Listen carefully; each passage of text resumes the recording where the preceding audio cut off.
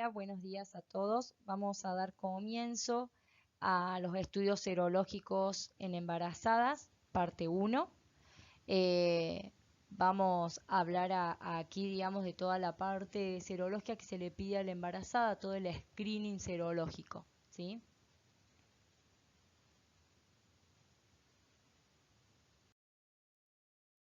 Bien, vamos a comenzar entonces a poner en concepto qué serían los estudios serológicos, ¿sí? Que son procedimientos no invasivos que proporcionan información acerca del estado inmunológico de la paciente para poder adoptar acciones preventivas o terapéuticas. En el programa, digamos, de seguimiento de los embarazos, uno de los objetivos fundamentales es la detección y el tratamiento para la paciente embarazada. También el control de problemas maternos infantiles. Por eso mismo se realiza una serie de determinaciones analíticas cuyo fin es valorar la situación inmunológica de la mujer gestante para obviamente prevenir alteraciones fetales. El objetivo que se persigue de estos estudios es detectar las mujeres embarazadas susceptibles de padecer una infección aguda o que padecen ya una infección persistente o crónica por algún agente infeccioso, ¿sí? Entonces, de este modo, poder adoptar las medidas de prevención o terapias adecuadas. O sea que se trata de una actividad de cribado rutinario para la embarazada, por lo tanto aquellos problemas de diagnóstico etiológico de infecciones agudas con mujeres sintomáticas va a requerir obviamente un planteamiento técnico distinto. Bien. En esta parte vamos a ver los estudios serológicos de 6 enfermedades que están integradas dentro del listado de infecciones perinatales, ¿sí? Bien, le comento entonces que la transmisión de la infección de la madre a su hijo, ¿sí?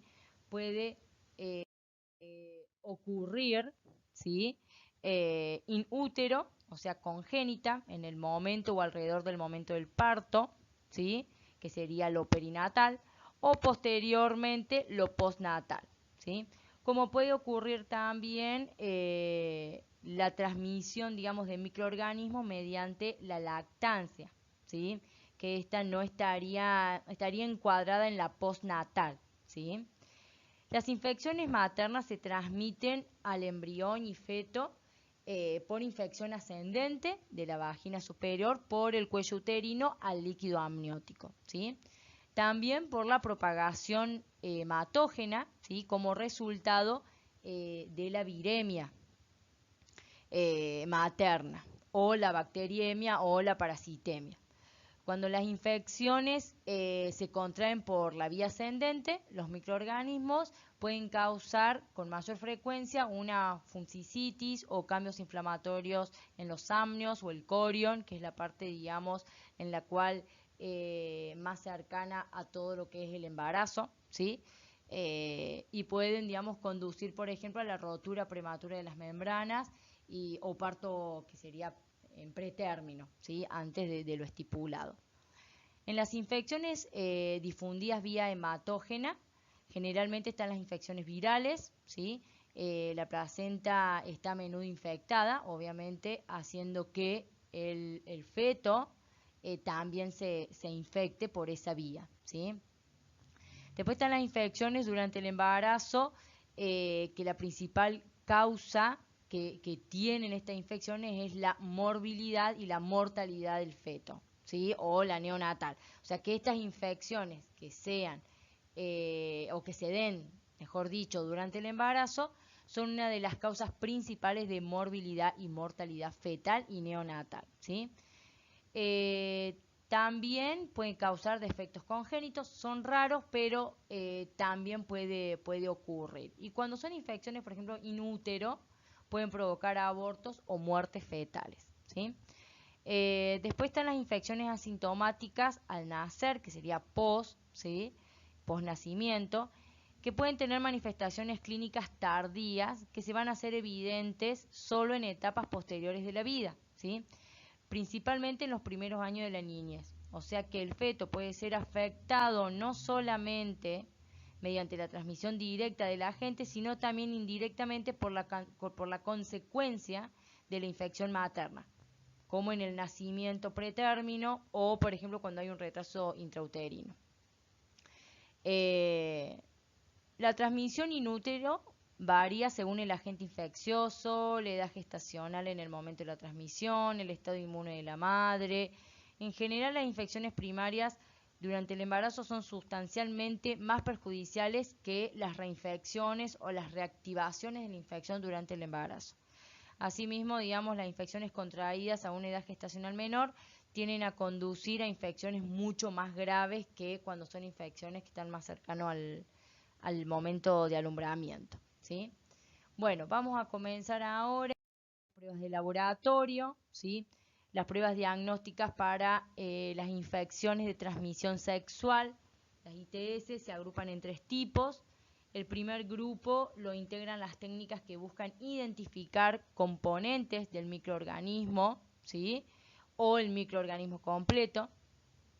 Esta identificación puede realizarse mediante la detección directa de microscopía en fresco o mediante una tinción, o a través también de cultivos, o la detección de antígenos o de material genético, ya sea ADN o ARN, según corresponda. El segundo grupo se centra en la detección de la respuesta al huésped, a la infección, o sea, más que todo detección de anticuerpos. Y el tercer grupo está integrado por las pruebas que detectan metabolitos microbianos, por ejemplo, como sustancias que alteran el pH de las secreciones genitales o las aminas biógenas, ¿sí? Bueno, vamos a continuar con lo que sería la primera enfermedad, la sífilis, ¿sí? La sífilis es una enfermedad causada por la bacteria Treponema pallidum que se transmite sexualmente durante el sexo vaginal, anal u oral. La sífilis es fácil de tratar con antibióticos en las primeras etapas de la enfermedad, ¿sí? Y sus estadios clínicos son el estadio primario, el secundario y el terciario. El primario casi siempre tiene uno o más úlceras inmaduras, o sea que está la presencia del chancro, ¿sí? En el lugar de la infección, son indoloras, ¿sí? Por eso mismo casi siempre no se lo agarra en un estadio primario porque a la paciente no le duele, ¿sí? Después tenemos un estadio secundario, ¿sí? Que las manifestaciones suelen estar como en el primario, pero también hay otras como linfadenopatía o alguna erupción cutánea. Y el estadio terciario son ya manifestaciones un poco más graves, como manifestaciones cardíacas, neurológicas, oftalmológicas, pérdida de la audición o también tumoraciones. Vamos a hablar un poquito qué es el Treponema pallidum, que se caracteriza por ser un microorganismo de forma espirilada, fino, que gira en torno de su eje mayor y con movimientos característicos hacia adelante y hacia atrás, que eso le va a facilitar a este bicho, digamos, la penetración en los tejidos de la persona infectada. Posee baja resistencia al medio ambiente, ¿sí? Así que se reseca rápidamente, puede sobrevivir hasta 10 horas en superficies húmedas. Sin embargo, es muy sensible a la acción, por ejemplo, del jabón y de otros desinfectantes. Tenemos lo que es la sífilis latente, que es el periodo después de la infección. Las pacientes son cero reactivas en esa etapa, pero no tienen manifestaciones clínicas de la enfermedad, o sea, signos y síntomas. La sífilis latente temprana se contrae en el año anterior, digamos, y la sífilis latente tardía incluye todos los otros casos. Para hablar de sífilis congénita y materna, que hablamos de congénita cuando puede contraerse de una madre infectada mediante la transmisión placentaria del treponema en cualquier momento durante el embarazo o el parto, y la transmisión al feto puede ocurrir en cualquier estadio de la enfermedad, ¿sí? Sífilis materna es la infección materna, igual que en cualquier mujer o cualquier persona no embarazada, y puede adquirirse también en cualquier estadio de la enfermedad, ¿sí? Vamos ahora al diagnóstico de sífilis en el laboratorio, ¿sí? Entre las técnicas de exámenes para la detección del treponema, la más difundida es la de microscopía directa de campo oscuro, que esta va a permitir investigar la presencia de la bacteria en muestras recogidas de las lesiones sifilíticas primarias y secundarias, tanto para sífilis adquirida o para sífilis congénita. Bien, esta técnica es diagnóstico confirmatorio de sífilis, ¿sí? Independientemente del resultado de la serología. Solo se utiliza en lesiones húmedas y debe observarse inmediatamente al microscopio, ¿sí? Como muchas personas con sífilis no tienen síntomas ni signos, el diagnóstico depende muchas veces de la detección de anticuerpos. Dado que esta bacteria no crece en medios de cultivo y los métodos de detección directa para la identificación del microorganismo a veces no están disponibles, entonces se utilizan las pruebas serológicas, ¿sí? Que se van a agrupar en dos tipos, las no treponémicas y las treponémicas, ¿sí? Las no treponémicas son inespecíficas, por ejemplo, como la BDRL, ¿sí? Después tenemos lo que es la RPR, ¿sí? Que es una tipo, se llama prueba rápida de reagina plasmática, pero la que vamos a ver hoy es la no treponémica, la BDRL, ¿sí? La BDRL es una reacción antígeno-anticuerpo de floculación en lámina que está estandarizada para su realización en suero, ¿sí? O plasma. Y en líquido cefalorraquídeo también, cuando hablamos ya de una neurosífilis. Emplea, digamos, una suspensión de antígeno BDRL que se prepara con un antígeno con BDR, digamos, de BDRL y una solución salina amortiguada. Se va a utilizar un suero plasma, como le había dicho, casi siempre es más aconsejable suero, pero se puede utilizar plasma. Que obviamente esté libre de contaminación bacteriana y también de hemólisis. Bien, las muestras se pueden conservar de 2 a 8 grados centígrados, ¿sí? Por varios días. Si se conserva más tiempo, debe congelarse a menos 20 grados la muestra, ¿sí? Como procedimiento, les comento rápidamente que para poder hacer este procedimiento, que es un método cualitativo, ¿sí? Vamos a ver si reacciona o no, es atemperar los reactivos primero y las muestras a temperatura ambiente, ya que la sensibilidad del ensayo va a disminuir en temperaturas bajas, ¿sí? Primero entonces poner lo que sería a temperatura ambiente tanto reactivo como el suero o el plasma. Bien. Vamos a depositar 50 microlitros de la muestra a ensayar, una gota de cada uno de los controles positivos y negativos, sobre los círculos, ¿sí? Distintos en un porta de vidrio o las placas de BDRL que tienen estos pocillitos. Así que luego de hacer este procedimiento vamos a homogeneizar suavemente la suspensión del antígeno de BDRL antes de usar y se va a dispensar 20 microlitros sobre cada una de las gotas anteriores. O sea que de suero o de plasma, casi siempre es mejor que sea suero, 50 microlitros con 20 microlitros de el reactivo sería, ¿sí? Situar después el porta o la placa sobre un agitador rotatorio, ¿sí? También la podemos mover de manera manual de forma circular con movimientos constantes durante 4 minutos.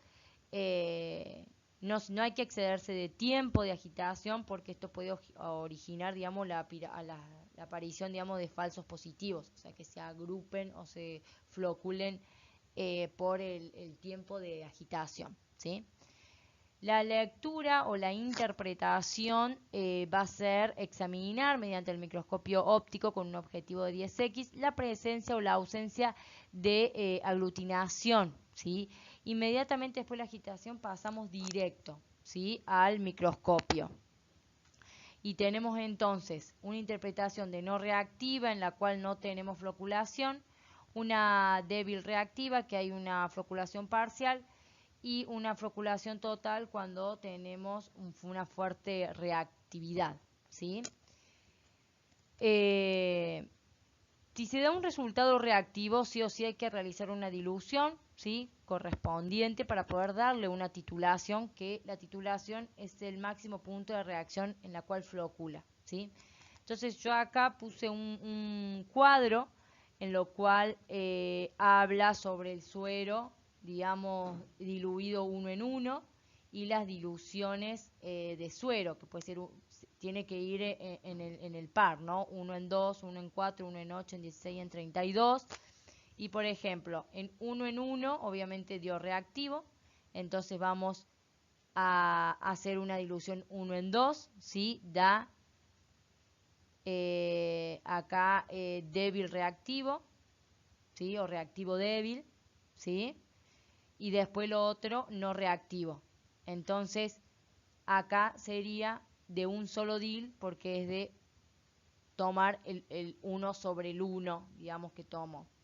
Por ejemplo, en el segundo caso, dio reactivo en uno, digamos, en una dilución 1 en 2, entonces va a tener va a ser reactivo de 2 DILs, porque utilizó 1 en 2 la reactividad, ¿sí? O por ejemplo, el último caso, que da la reactividad hasta la dilución 1 en 16 y por eso tiene reactivo 16 DIL, ¿sí? Entonces las diluciones, como lo informamos con los DILs, va a tener que ver con el tema de la titulación con respecto a las diluciones que nosotros le demos, ¿sí?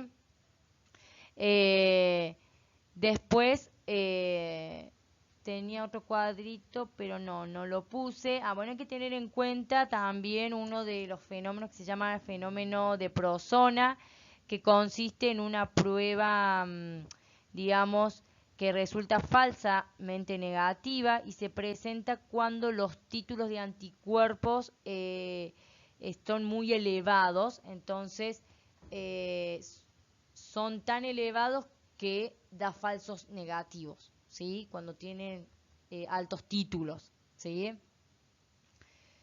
Bueno, acá entonces tenemos lo que sería el algoritmo de diagnóstico de las pruebas no treponémicas. Este está muy bueno, lo saqué de la página del Ministerio de Salud de la Nación, en lo cual nos va guiando en cuanto a la positividad y a la negatividad y qué hacer frente a la positividad o la negatividad, ¿sí?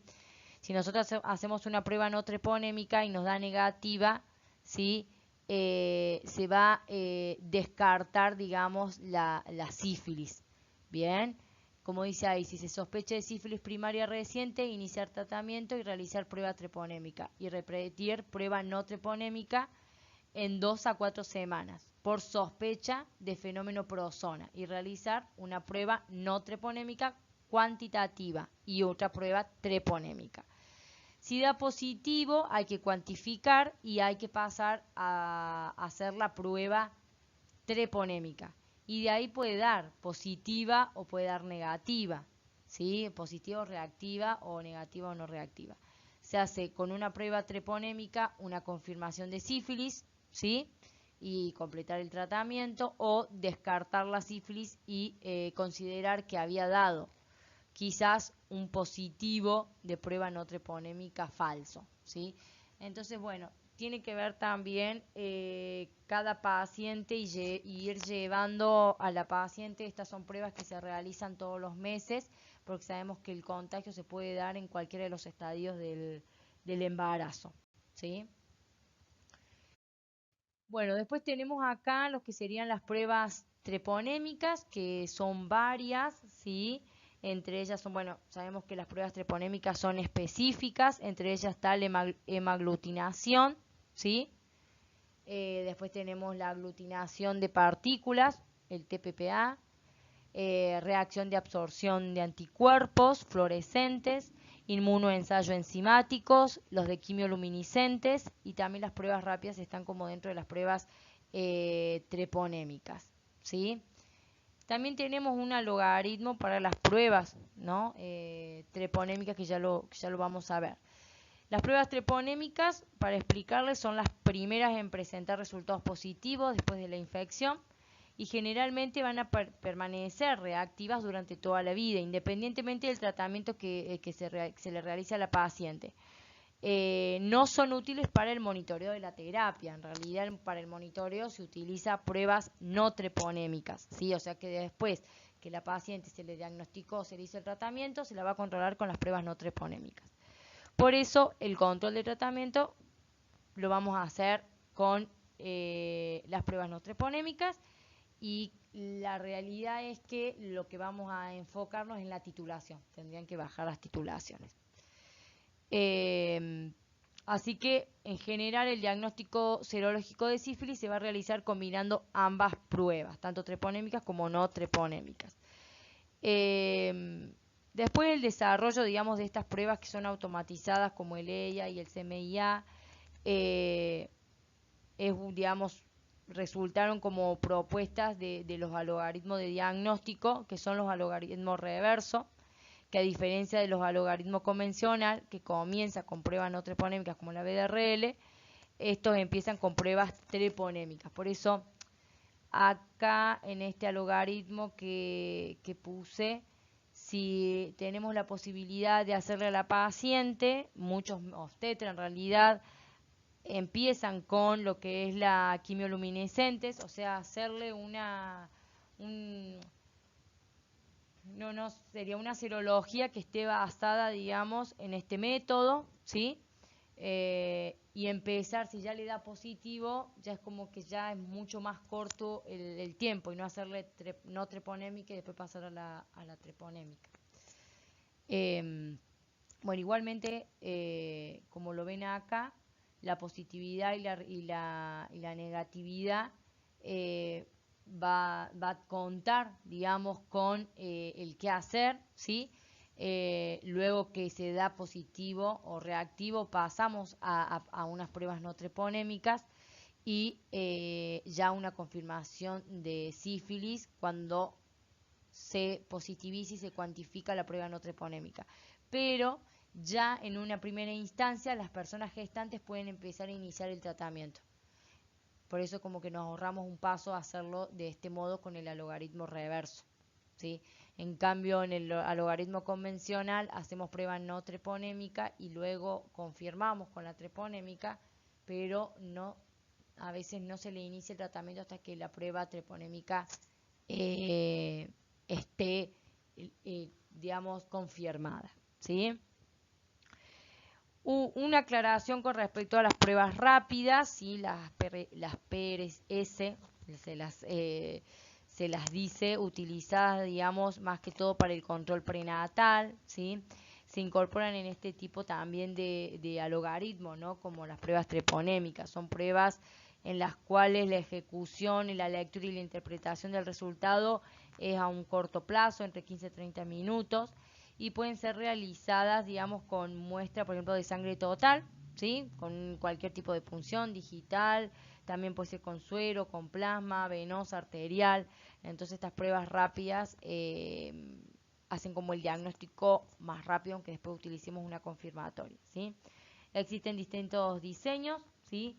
Por ejemplo, están las de flujo lateral, que utilizan antígenos del treponema pallidum, y también un conjugado de compuestos de antígenos recombinantes que son ligados, digamos, a un agente revelador de color. Entonces, que ahí te da positivo o negativo, ¿sí? Bien. Bueno, con respecto, digamos, al tratamiento, ¿sí? Para la persona gestante, el único tratamiento recomendado durante la gestación es la penicilina benzatínica, cuya indicación obviamente va a variar según el estadio clínico que esté la paciente, ¿sí? Tenemos una sífilis primaria, bien, secundaria, y latente temprana, que se va a utilizar una dosis de penicilina benzatínica de 2.400.000. Después tenemos la sífilis de duración desconocida, como una latente tardía o terciaria. Se va a otorgar 3 dosis de penicilina de 2.400.000 con un intervalo de una semana entre cada 2 dosis. El tratamiento, digamos, se considera adecuado para la prevención de sífilis congénita si se completa los 30 días antes del parto. Eso también es parte, digamos, de la prevención para el niño, ¿no?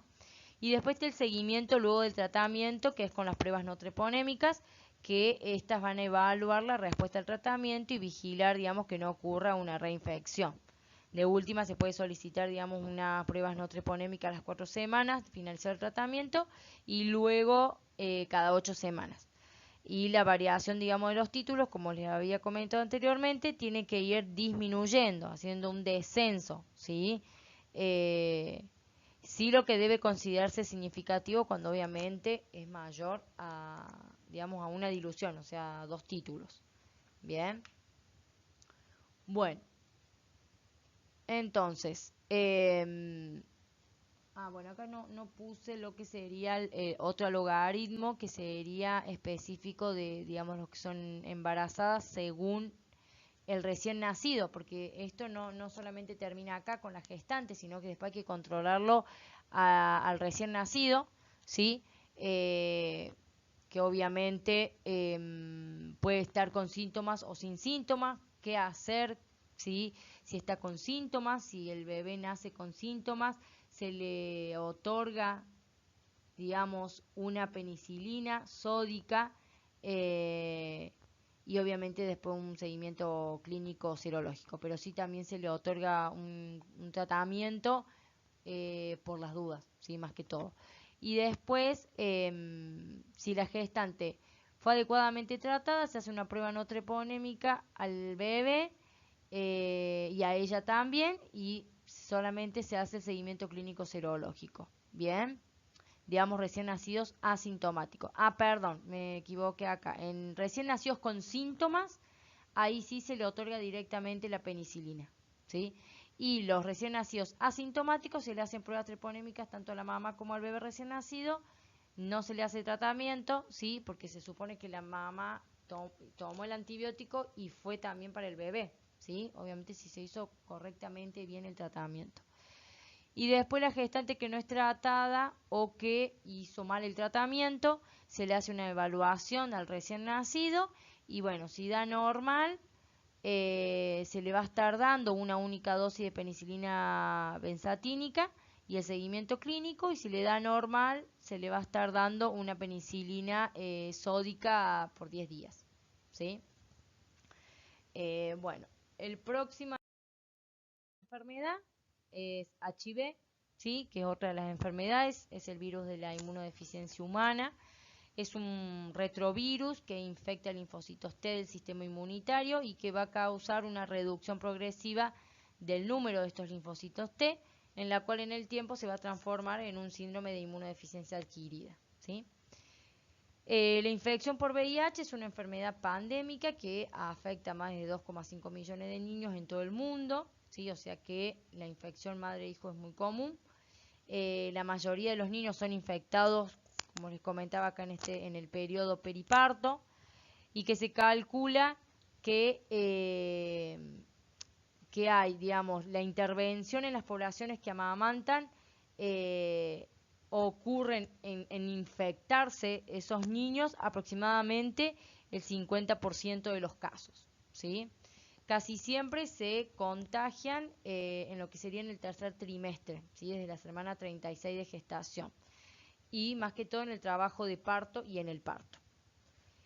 El aumento de la prevalencia de las embarazadas VIH positivas que exponen a sus hijos a esta infección se debe principalmente a 2 factores. Primero, el aumento constante de esta incidencia de la infección por VIH en las mujeres. También al aumento de esperanza de vida de las mujeres infectadas como resultado del tratamiento. Son como las causas, digamos, importantes que tiene. Igualmente, el riesgo, digamos, de transmisión perinatal de VIH tiene que ver mucho, o la variable principal es la carga viral plasmática materna durante el embarazo y el parto, que a veces tiene que ver con eso, ¿no? Con el tema de cuánta carga viral tiene la madre en ese momento. El laboratorio. Bien, ¿qué se va a utilizar? El algoritmo de diagnóstico durante el embarazo no va a diferir con aquel que se realiza en otras personas adultas que no sea embarazo, ¿sí? Se va a priorizar en primera instancia el uso de pruebas rápidas de cuarta generación para VIH, casi siempre en la primera consulta obstétrica, que es en tiempo real y que permite tomar una conducta terapéutica activa, si es obviamente necesario, si sale positivo, por ejemplo. Las pruebas rápidas de cuarta generación para VIH no solo van a detectar anticuerpos, sino también detectan antígenos, P24, que es una proteína existente en este virus, lo cual hace que ese periodo de tiempo para poder hacer una detección se reduzca a solo 15 días desde la infección. O sea que a partir de la exposición, 15 días ya haciendo este tipo de pruebas, ya podemos detectarlo, ¿sí? Después también es ofrecer el testeo a las parejas o a las parejas de la embarazada. También se prioriza el uso de pruebas rápidas para no desaprovechar, digamos, oportunidades diagnósticas tanto para ella como para las parejas sexuales de la gestante. Después se le hace una solicitud de una ELISA. En la primera consulta prenatal siempre se recomienda en aquellos lugares o centros donde pueden garantizarse la realización de este estudio de ELISA en menos de 7 días, entonces se puede ya utilizar en otras situaciones otro segundo método, un serológico, por ejemplo, confirmatorio, en caso que dé positivo, ¿sí? Pero bueno, hay que tener en cuenta que la mujer embarazada y que dé positivo, digamos, ya de por sí constituye, digamos, un escenario clínico de urgencia, hay que hacer el diagnóstico lo antes posible para dar el inicio al tratamiento antirretroviral, ¿sí? Por eso mismo, no todos, digamos, tienen la posibilidad de hacer una confirmación diagnóstica por carga viral, ¿sí? A veces esta se puede ver demorada, entonces se puede confirmar la infección con realización de por lo menos 2 pruebas de tamizaje seriadas de diferentes técnicas, ¿sí? Y una de ellas puede ser aprobada digamos, la prueba rápida como una técnica distinta. Por ejemplo, una ELISA y una prueba rápida, ya listo, y dio positivo, ya es una confirmación, no hace falta que le hagan una carga viral, ¿sí? O se le puede hacer, pero no importa, ya se le puede hacer el tratamiento, ¿sí? A eso a lo que vamos. Bueno, en caso, como les comentaba, que sea reactiva, ya tenemos como esto de un poder predictivo en lo cual podemos comenzar el tratamiento, ¿sí? Eso es lo importante, que la embarazada reciba su tratamiento. También se pueden utilizar pruebas de tamizaje de cuarta generación, que son las que detectan simultáneamente antígeno y anticuerpo. Pero si se utilizan, por ejemplo, pruebas de tercera generación que no detectan antígeno y solo detectan anticuerpo, hay que tener en cuenta el periodo ventana que se extiende desde el 22 a los 25 días post exposición. Entonces, obviamente que se va a tener en cuenta, digamos, eso, que los de cuarta generación acorta el tiempo ventana. Bueno, el logaritmo para VIH en las personas gestantes, ¿sí? Como le explicaba al principio, son pruebas de tamizaje, la primera consulta prenatal, y después pasar por un lado lo que es la pareja sexual y otro lado es la persona gestante, porque si en realidad, por ejemplo, la embarazada no tiene VIH, pero la pareja sexual la tiene, entonces, bueno, ahí hay que hacerle un seguimiento más exhaustivo porque en cualquier momento puede, digamos, o tomamos las recomendaciones para esa pareja sexual o quizás, bueno, no se contagió porque la pareja tiene carga viral baja, por ejemplo, ¿sí?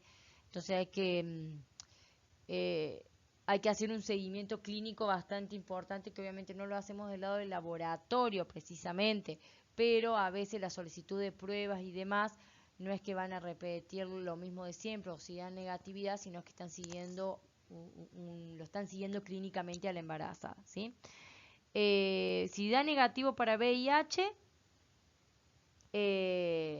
digamos, hay que repartir, digamos, el tamizaje para VIH al inicio del segundo y el tercer trimestre. Hay que repetir, perdón, el tipo de pruebas tanto para el segundo y tercer trimestre, como digo.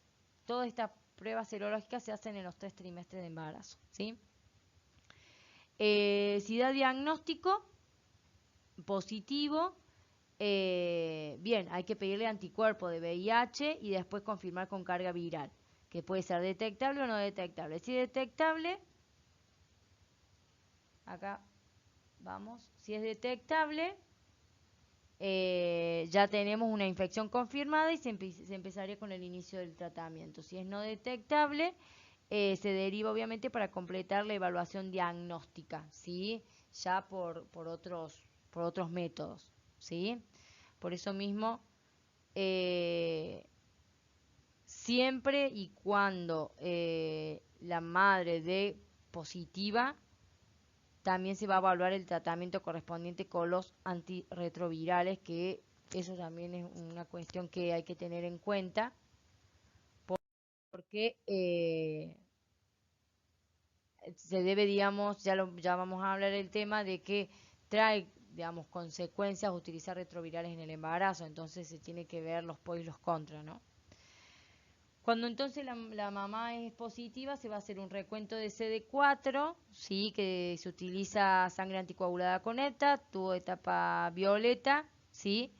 Y luego carga viral, ¿sí? Se utiliza sangre anticoagulada con ETA o citrato, más o menos entre 5 o 10 mililitros. Casi siempre son estos tubos en los cuales tienen la separación de gel, ¿sí? No es conveniente utilizar el plasma obtenido con heparina, ¿sí? No sirve para detectar la viremia plasmática, ya que tiene un efecto inhibidor sobre lo que es para hacer PCR, que es lo que se utiliza para la carga viral. Y con respecto a para iniciar, perdón, la terapia antirretroviral, hay que también ver los antecedentes de tratamiento, si hizo algún momento, algún tipo de tratamiento. Después se hace también el test de resistencia, que es una prueba de laboratorio para determinar si hay algún medicamento antirretroviral que no sea eficaz contra la cepa específica del VIH de esa persona. Bueno, hay 2 tipos de prueba de resistencia, una es genotípica y otra es fenotípica, y se emplea más que todo para guiar la selección del tratamiento de VIH, ¿sí? O para cambiar o combinar. Bien, se utiliza una muestra de suero. Después presencia de comorbilidades, si tiene por ejemplo tuberculosis, hepatitis B, hepatitis C u otras ITS, ¿sí? Que sería infección de transmisión sexual. Y solicitud de serologías también, como habíamos dicho, a las parejas sexuales para que comience su tratamiento y completar el esquema de vacunación adecuado a las personas gestantes, ¿sí? Acá también puse un cuadro en lo cual nos indica, digamos, los días transcurridos desde la fecha de la infección hasta que se positivizan las técnicas de diagnóstico. Esto está muy bueno, porque acá ven qué días serviría hacer cuál o qué pruebas, ¿sí? Que a veces también pasa eso, que en los RP o le solicitan a la paciente una determinación que no se va a poder detectar nada porque no está en los días o en las fechas de infección correspondiente que en la cual puede positivizar, ¿sí? Eso también está bueno. Por ejemplo, para un Western blot positivo, a partir de los 30 días, sí, vamos a poder hacer ese tipo de confirmación. Por eso ahora hablando de los ensayos confirmatorios, de las técnicas confirmatorias que se utilizan más frecuentemente son el Western blot y el inmunoblot recombinante o inmunoensayo. Ellos que son con LIA y que tienen, digamos, una sensibilidad como una ELISA y una especificidad mucho más superior. Ambas técnicas pueden incorporar antígenos de envoltura de VIH2 y de VIH1, lo que permite obviamente diagnosticar el tipo vírico. El Western Blot es una metodología en la cual las distintas proteínas víricas se separan en función de su peso molecular mediante electroforesis en gel y se transfieren a una membrana, ¿sí?, de nitrocelulosa sobre la que se le va a añadir y se le va a incubar el suero del paciente. La unión antígeno-anticuerpo se detecta mediante una técnica de ELISA, ¿sí? Y si el suero posee anticuerpos frente a una proteína, se produce una banda coloreada que va a definir la reactividad del Western Blot. Así que con respecto, digamos, a esta prueba, digamos, se le manda a hacer esta prueba cuando ya casi es para terminar de ponerle el sello de reactividad, ¿sí? Y ahora sí vamos a hablar un poquito del tratamiento, ¿sí? Que debe garantizar obviamente la decisión de iniciar el tratamiento antirretroviral digamos, en este escenario de embarazo, ¿sí? Tiene que ser consensuado con la persona gestante. Obviamente que a la gestante se la tiene que asesorar sobre los riesgos y los beneficios de esta indicación. Pero cuando, por ejemplo, hay lugares en donde se deriva la carga viral, porque no en todos lados se hace carga viral, va a depender también de cómo va a actuar el obstetra, ¿sí? Dependiendo también de la edad gestacional de la persona gestante, tiene que ser menor a las 20 semanas, ¿sí? Y de la evaluación y accesibilidad de todos los servicios de salud que pueden dar este resultado confirmatorio lo antes que se pueda, ¿sí? Otra de las enfermedades que vamos a hablar, entonces, el Chagas es la enfermedad causada por el parásito Protozoario Trypanosoma cruzi. Es una zoonosis que puede transmitirse a los seres humanos por los triastomas, que son insectos hematófagos, cuando sus heces infectadas son inoculadas en heridas cutáneas o por mordedura o por medio de las mucosas conjuntivas, ¿sí? La enfermedad presenta dos fases, una fase aguda que cursa de forma sintomática, que pasa inadvertida en la mayoría de los casos. Tenemos una fase crónica o una fase indeterminada, que casi el 60% de los casos, que no hay sintomatología y que puede reactivarse tras décadas de infección o la presencia de otras enfermedades concominantes, ¿sí? Como por ejemplo VIH, y bueno, y ahí se despierta como el Chagas. También la inmunosupresión es una de las causas también. Y después tenemos una forma sintomática, que es el 40% de los casos, que puede cursar con alteraciones cardíacas entre un 10 y un 30%, digestivas entre un 5 y un 10%. Bueno, hay varios grados de gravedad. Y las complicaciones también pueden ser graves hasta, obviamente, producir la muerte, sobre todo si existe una alteración cardíaca. La transmisión congénita va a ocurrir en muchos países, casi siempre donde la enfermedad de Chagas es endémica y que afecta entre el 1 al 15% de los recién nacidos que sean madres infectadas. Entonces acá en el cuadrito tenemos la infección aguda y crónica, a partir de qué semana comienza y cuándo empieza a descender esa etapa, ¿sí? Bien, con respecto a las pruebas de laboratorio, el diagnóstico de Chagas puede realizarse con test parasitológicos o pruebas serológicas, ¿sí? Las pruebas parasitológicas identifican directamente el parásito por microhematocrito o por técnicas de PCR, que obviamente actualmente están en estudio. Y pruebas serológicas, que estas van a requerir la confirmación serológica por dos métodos diferentes para hacer un diagnóstico definitivo. O sea que depende de la detección de los anticuerpos IgG, como ELISA, y anticuerpos fluorescentes indirectos, o hemaglutinación indirecta. Esos serían los métodos que podrían estar utilizando para el diagnóstico de Chagas. En la fase crónica es difícil o imposible, digamos, detectar el parásito en sangre periférica, así que casi siempre se utilizan las pruebas serológicas. En caso de una serología negativa, el paciente va a seguir en control clínico habitual del embarazo. La negatividad de la prueba debe, digamos, constar en la historia clínica y también en todo el proceso de la embarazada, su lugar habitacional donde vive, ¿sí? En caso que la prueba de cribado sea positiva, con la misma muestra de sangre en el laboratorio se va a llevar a microbiología y se va a realizar una prueba serológica de confirmación diagnóstica con un antígeno diferente, ¿sí? Por ejemplo, una ELISA recombinante. En caso que haya alguna discrepancia, las dos pruebas, digamos, entre las dos pruebas, el laboratorio va a realizar una tercera prueba que va a desempatar, que en este caso sería un IFI, ¿sí?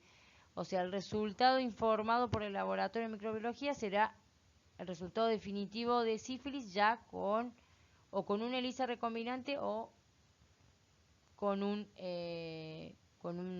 IFI, ¿sí? Entonces acá vemos el logaritmo que tenemos acá. Se va a solicitar entonces en la primera consulta prenatal 2 técnicas, ¿sí? Si da negativa o no reactiva, la infección queda descartada. Si da positiva y reactiva, se confirma la infección. Obviamente con una anamnesis y un examen físico general. Se hace también un ecocardiograma para evaluar si hay alguna cardiopatía. Y ahí se empieza a ver la evaluación de los hijos, si tuvo hijos o no. Y obviamente tratar de hacer hincapié en el cuidado. En caso de que haya discordancia entre una y la otra, se va a solicitar una tercera prueba y ahí si da positiva se confirma, si da negativa se descarta. El tratamiento tiene que ver más que todo cuando se detecta Chagas en el embarazo, pueden recibir el tratamiento después de que den a luz, ¿sí? No está avalado todavía poder hacerlo al tratamiento durante el embarazo. Una de las informaciones importantes para tener en cuenta es sobre los derechos de los hijos o hijas de personas gestantes con Chagas, ¿sí? Para confirmar o descartar, digamos, una transmisión vertical, porque a veces no es que siempre se contagian, es necesario realizar un primer control a ese bebé al momento de su nacimiento y también después previo al alta de la maternidad, que consiste en un análisis de sangre para ver la presencia, digamos, de parásitos, o sea, hacer método parasitológico, también un PCR, o se puede también hacer microhematocrito, micrométodo, y bueno, y ahí poder confirmar la infección de ese niño y que pueda también recibir su tratamiento correspondiente. En caso que no se confirme la infección en el primer mes de vida, se va a tomar una nueva muestra de sangre y hacer lo que se hacía con la mama embarazada, la serología con 2 técnicas distintas. Y eso va a ser aproximadamente a los 10 meses para detectar posibles anticuerpos, ¿sí? Si la infección se confirma, va a empezar a recibir el tratamiento antiparasitario, que obviamente va a ser efectivo más que todo cuando son niños. Bueno, otra de las enfermedades es la hepatitis C, ¿sí? La hepatitis C es una enfermedad del hígado que va a ser causada por el virus llamado de la hepatitis C. La mayoría de las personas que se infectan contraen una infección crónica y de por vida. Si no se trata, puede provocar problemas de salud bastante graves como enfermedades hepáticas, insuficiencia hepática, cáncer de hígado y también obviamente la muerte. El hígado es un órgano bastante importante en la cual lleva a cabo muchas funciones. La transmisión de la hepatitis C puede ocurrir durante el embarazo, ¿sí? En el momento del parto o postnatalmente, ¿sí? Hay que también tener en cuenta los tiempos de transmisión, que hoy en día no están como muy especificados o claros todavía. No hay mucha evidencia sobre cuál periodo es el importante, pero lo que van mostrando que el periparto sería el momento en el cual sería el más contagioso para el bebé, digamos. Eh, pero no está todavía como consensuado en general.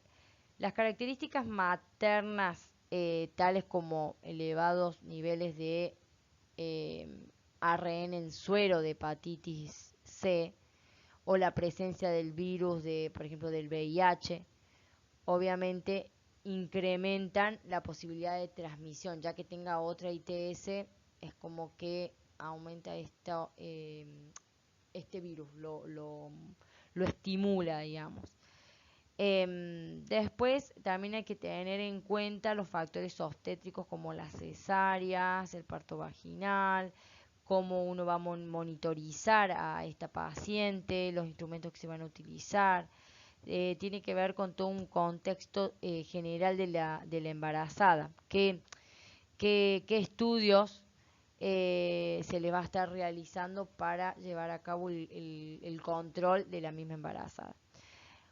Muchos estudios indican que, por ejemplo, la lactancia materna, o sea, el contacto postnatal madre-hijo, no tiene factores de riesgo para la transmisión.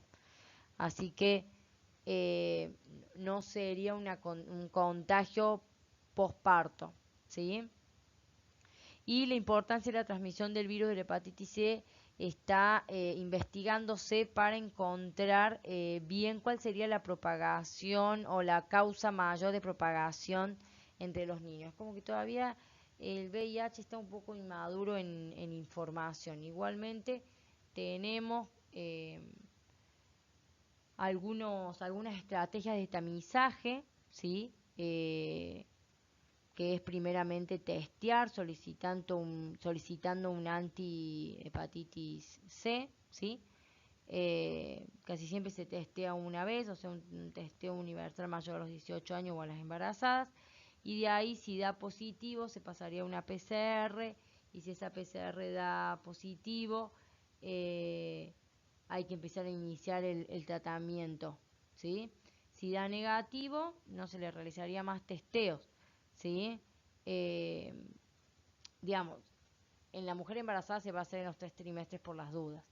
Eh, y así ir tomando las diferentes, digamos, guía, ¿sí? Para rastrear el diagnóstico de hepatitis C, ¿sí? Ya sea si hay que repetir un anticuerpo o repetir una PCR, ¿sí? Es como que el hepatitis C está como bastante distorsionada en el sentido de que las informaciones que hay o las evidencias que hay tampoco son confirmatorias, entonces va a depender también de los hospitales. Hay una bajada, obviamente, general de qué tipo de método se puede utilizar, por ejemplo, como utilizar lo que es PCR o hacerle anticuerpos contra hepatitis C, ¿sí? O sea, se inicia con eso, el primer testeo, ¿sí? Luego, digamos, cuando la persona ya está infectada, qué tipo de evaluación se le va a estar haciendo, ¿sí? Después de una confirmación de PCR del virus de la hepatitis C basal, se le hace todo un interrogatorio, ver los síntomas y obviamente una solicitud de otros marcadores virales, porque a veces, casi siempre cuando hay hepatitis C hay otras ITS, ¿sí? Ecografías también para ver el control del hígado y otras pruebas extras como hemograma, GOT, GPT, bilirrubina, albúmina, recuento de plaqueta y tiempo de protombina, que es todo lo que tenga que ver con el funcionamiento del hígado, ¿sí? Eh, enzimas y proteínas que tienen que ver con el hígado para ver qué tan dañado está, ¿sí? Bien, entonces en este caso el tratamiento también tiene un logaritmo, ¿sí? Que, que en este caso está, digamos, hay recomendaciones que también se utiliza un tratamiento antiviral. Hay que tener una serie de cuestiones como, bueno, planear el control de la hipoglucemia en personas hipoglucemiantes orales, control de los rangos de anticoagulación de las personas con tratamiento con warfarina. Bueno, hay que ver también todo el historial de la paciente para poder darle esa medicación, y que luego también se va a utilizar una PCR para evaluar a las 12 o 24 semanas para ver si hay una respuesta viral sostenida, ¿sí? Y frente a eso, ¿qué hacer? ¿Sí? También si tiene cirrosis, si no tiene cirrosis, cómo está el hígado, ¿sí? Por eso como que no hay un esquema con seguridad eh, cómo se va a proceder con respecto al tratamiento a la embarazada con hepatitis C, ¿sí? Pero tener en cuenta que, bueno, las pruebas de detección estándar, como les había dicho, son pruebas de anticuerpos, ¿sí? Anti-hepatitis C. Generalmente estos se van a desarrollar entre las 2 o 6 semanas después de la exposición, durante una fase aguda de la infección, y que van a persistir durante toda la vida, ¿sí? O sea, un resultado positivo en la prueba va a indicar que el paciente tiene la enfermedad activa, o sea, aguda o crónica, o que tuvo la infección pasada y la resolvió, o también puede ser un falso positivo. Por eso mismo el de anticuerpo no es determinante. Los resultados positivos con anticuerpos tienen que ser seguidos frente a una prueba cuantitativa de ácido nucleico para hepatitis C, que sería ARN específicamente, porque es de ARN el de hepatitis. Así que eso se utilizaría como para una confirmatoria, ¿sí? La presencia de ARN del virus de hepatitis C en la sangre va a indicar una infección activa y que se puede detectar digamos, de la primera semana a la tercera semana después de la exposición. También después se hace lo que es carga viral, también en las mujeres embarazadas con ya una confirmación, con una infección confirmada, se le hace la carga viral correspondiente, ¿sí? Pero en general, con respecto volviendo al tratamiento, no se recomienda, digamos, la vigilancia del laboratorio con respecto a la función hepática, ¿sí? Sí, la evaluación de la carga viral a ver si va bajando, pero no se hace primero, digamos, se hace el control del hemograma, de todo lo que es la parte de la función hepática, no se lo va a hacer mes a mes, ¿sí? Se lo va a hacer como más espaciado. Bien. Así que bueno, se va a ir valorando, digamos, la carga viral en conjunto con la función hepática. Bueno, y como les decía, no hay esquema durante el embarazo. Lo que sí se sugiere, obviamente, si la mamá está con VIH, con hepatitis C y va a tener un hijo, está bueno que se haga anterior el tratamiento y si no posterior. No gestando, se recomienda que no haga el tratamiento. Bueno, como ya están viendo, otra enfermedad serológica, en este caso es el chikungunya, que es una enfermedad vírica transmitida a los seres humanos por un mosquito infectado por el virus del chikungunya. Los mosquitos que van a transmitir son el Aedes aegypti y el Aedes albopictus. Esta enfermedad fue descrita por primera vez durante un brote en el sur de Tanzania en 1952 y actualmente se le ha identificado en Asia, África, Europa, en todos lados, en América, ¿sí? Desde finales del 2013. ¿Qué características y síntomas tiene esta enfermedad? Suele debutar entre el cuarto y 8 días después de la picadura del mosquito infectado, aunque también este intervalo puede oscilar entre los 2 y los 12 días, ¿sí? Se la llama también fiebre del chikungunya, ya que se caracteriza por la aparición súbita de fiebre. Generalmente está acompañada de dolores articulares que dan a la mamá embarazada debilitación. Después desaparecen los síntomas a los pocos días o también se prolongan durante semanas. Y bueno, y puede causar una enfermedad aguda o subaguda o crónica. Otros síntomas o signos frecuentes son el dolor de cabeza, las náuseas, erupciones cutáneas. Con respecto a las madres que tienen chikungunya durante el embarazo, no transmiten el virus a su bebé. Sin embargo, ¿sí?, se ha estado documentando que la transmisión materna al recién nacido es cuando la madre presenta fiebre justo los días antes del momento del parto, ¿sí? O sea que puede llegar a tener chikungunya y estar embarazada y no transmitírselo al bebé, pero por ejemplo unos días antes del parto le sube fiebre y ahí es donde se genera esta transmisión, ¿sí? Para el diagnóstico, diagnosticar la infección por virus del chikungunya, tenemos las pruebas serológicas como la enzimo inmunoanálisis de absorción, o sea, una ELISA, y puede confirmar la presencia también de anticuerpos IgM y IgG con este virus, que también ya está disponible. Las concentraciones altas de IgM van a detectarse entre la semana 3 y 5 después de la aparición de la enfermedad y puede persistir un par de meses, no tanto. También se pueden aislar el virus del chikungunya los primeros días de la infección, ¿sí? Estas muestras recogidas en la primera semana de la enfermedad se pueden analizar mediante métodos serológicos y virológicos, ¿sí? Más que todo por PCR. Bien.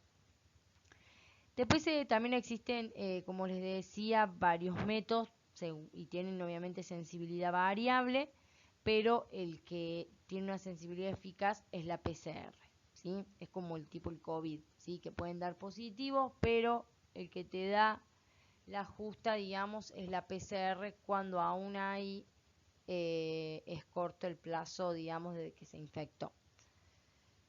Bien. Entonces, tenemos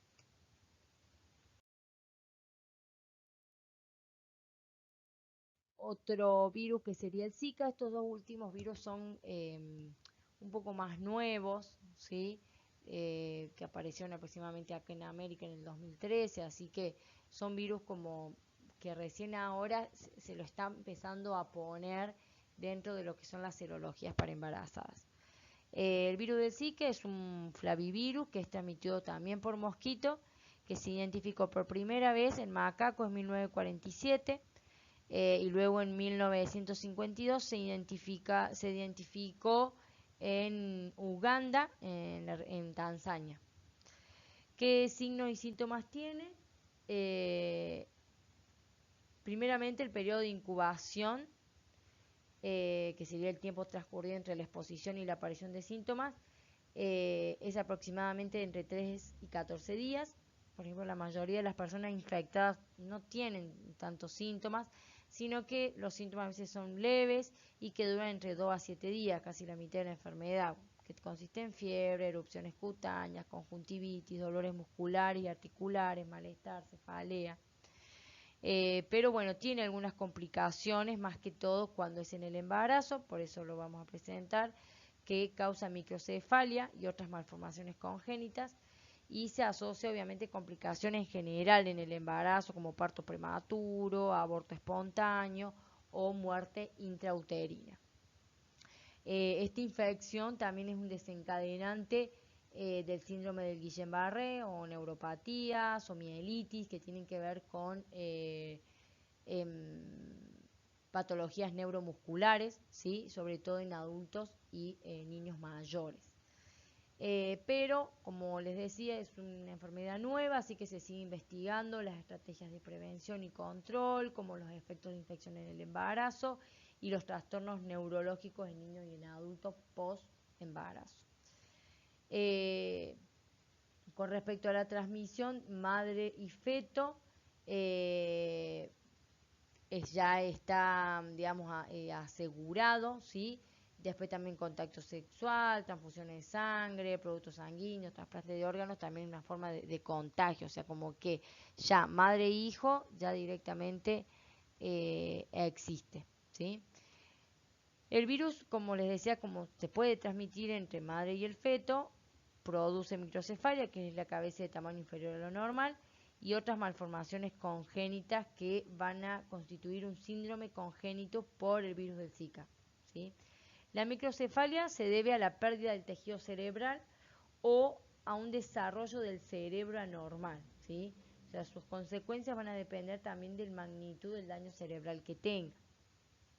Y el síndrome congénito incluye otras malformaciones como contractura de los miembros, hipertonía muscular, alteraciones oculares y sordera,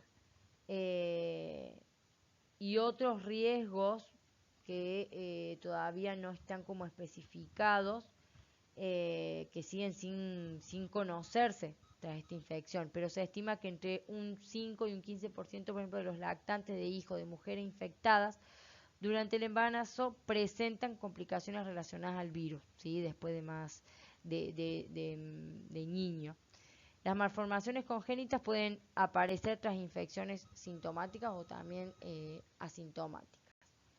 Con respecto al diagnóstico, bueno, se puede sospechar, digamos, que hay una infección por el virus del Zika a partir de los síntomas de la mamá, que también o que reside en alguna zona donde haya transmisión del virus, o que haya vectores, que haya Aedes, o que viajen a esa zona. Entonces el diagnóstico de la infección por este virus solo puede confirmarse analizando, digamos, la muestra o tanto de sangre como de líquidos corporales, y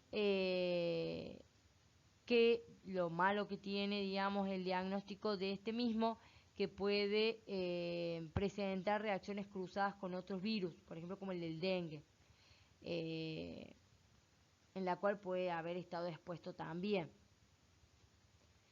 Entonces, sí, acá, por eso mismo, se utiliza una muestra, por ejemplo, obtenida entre el 1 y el 5 días de los síntomas.